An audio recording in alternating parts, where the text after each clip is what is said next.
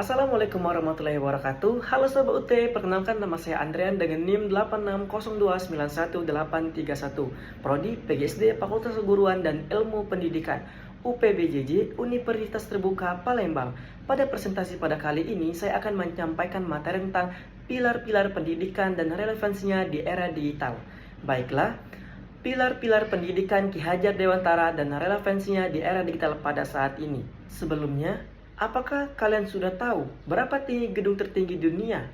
Mungkin 800 meter? Pertanyaannya, seberapa kokoh gedung itu? Tergantung pondasinya, paradigma yang sama berlaku untuk pendidikan. Baiklah, di sini saya akan menyampaikan apa makna pilar pendidikan. Yang pertama, nilai-nilai fundamental, prinsip dasar atau pondasi falsafah yang menjadikan pondasi suatu sistem pendidikan. Yang kedua, pilar pendidikan berfungsi sebagai tiang penguat yang menentukan arah, tujuan, dan karakter sistem pendidikan itu sendiri. Dan yang ketiga, penopang pembentukan karakter peserta didik. Dan yang keempat, menjadi pedoman utama dalam pembelajaran. Dan ada juga yang terakhir, metode, kurikulum, dan guru tergantung pada pilar tersebut. Dampak jika lemah, rusak, pendidikan gagal membentuk manusia yang utuh. Selanjutnya, ada beberapa prinsip-prinsip dasar pendidikan Ki Hajar Dewantara. Ing Ngarso Suntulodo, Ing Madya Mangunkarso, Tuthuri Handayani. Nah, ketiga-tiganya ini menjadi pilar-pilar yang ditancapkan untuk memperkuat sistem pendidikan bangsa Indonesia sampai saat ini. Di sini saya akan menjelaskan lebih mendalam mengenai prinsip dasar pendidikan Ki Hajar Dewantara. Ing Ngarso Suntulodo di depan memberi teladan. Pengajar atau pendidik harus menjadi teladan dan contoh yang baik kepada peserta didik lainnya. Ing Madya Mangunkarso di tengah membangun semangat, ide, dan prakarsa. Guru tidak hanya memberi ilmu, tetapi juga mendorong peserta didiknya untuk berpikir kritis, berkreasi, dan menciptakan solusinya sendiri.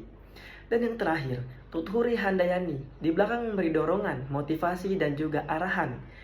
Pilar ketiga ini menekankan pendampingan guru, memberikan ruang perkembangan bagi peserta didiknya secara mandiri, namun tetap memberikan dukungan ketika diperlukan. Selanjutnya, ada yang namanya analisis relevansi di era digital. Di era digital, guru berada di balik layar dan pertanyaannya, bagaimana pilar pendidikan bertahan? Baiklah, di sini saya akan menjelaskan satu persatu mengenai analisis relevansi. Yang pertama, tantangan. Ledakan informasi sekarang di era digital, anak-anak bisa mengakses banyak informasi dengan cara menggoogling jawaban dalam waktu yang singkat.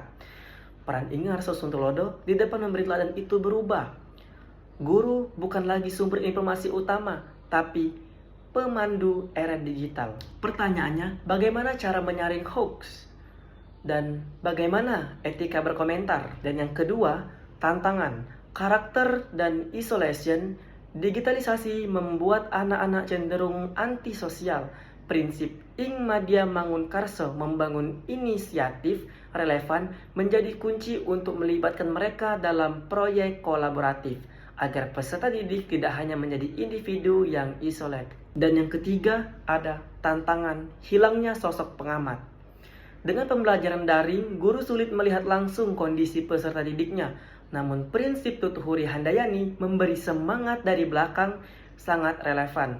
Guru harus menjadi ahli dalam membaca isyarat lewat chat, pemberian feedback personal agar siswa merasa diatasi, bukan sekedar dikirim link materi saja. Kita refleksi sejenak.